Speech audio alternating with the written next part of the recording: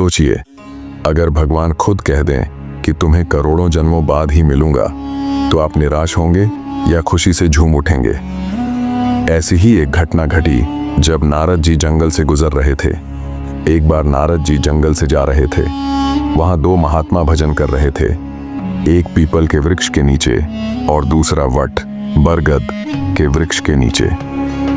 दोनों ने नारद जी को प्रणाम किया और विनती की, महाराज, आप तो भगवान के दरबार में आते जाते रहते हैं, कृपया हमारे लिए भगवान से पूछकर बताइए कि हमें कितने जन्मों के बाद भगवान की प्राप्ति होगी। नारद जी ने सहमति दी और स्वर्ग जाकर भगवान से यह प्रश्न किया। वापसी पर सबसे पहले वट वृक्ष वाले महात्मा मिले। उन्होंने बड़ी उत्सुकता से पूछा, महाराज, भगवान ने मेरे लिए क्या कहा? नारद जी ने उत्तर दिया, भगवान ने कहा है कि तुम्हें इसी जन्म में उनकी प्राप्ति होगी। यह सुनकर वट वृक्ष वाला महात्मा अत्यंत प्रसन्न हो गया। उसने गदगद होकर नारद जी को धन्यवाद दिया और भी गहरे भजन में डूब गया। अब नारद जी पीपल वाले महात्मा के पास पहुंचे।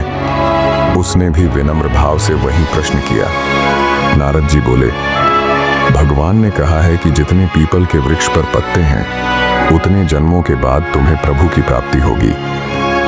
यह सुनकर वह महात्मा नाचने लगा। उसकी आंखों से आंसू बहने लगे।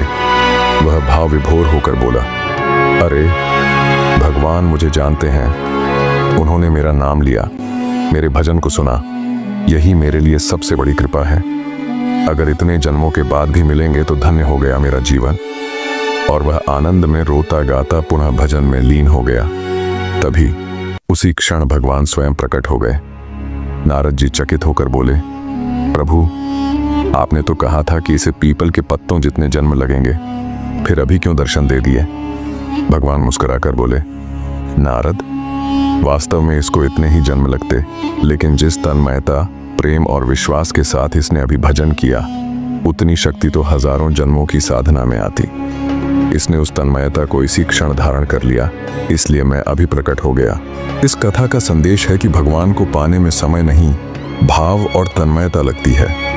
सच्चा प्रेम और विश्वास हो तो प्रभु उसी क्षण प्रकट हो जाते हैं। अगर आप भी मानते हैं कि सच्चे प्रेम से भगवान तुरंत मिल सकते हैं, तो अभी लाइक कीजिए, शेयर कीजिए और कमेंट में लिखिए, जय श्री हरि।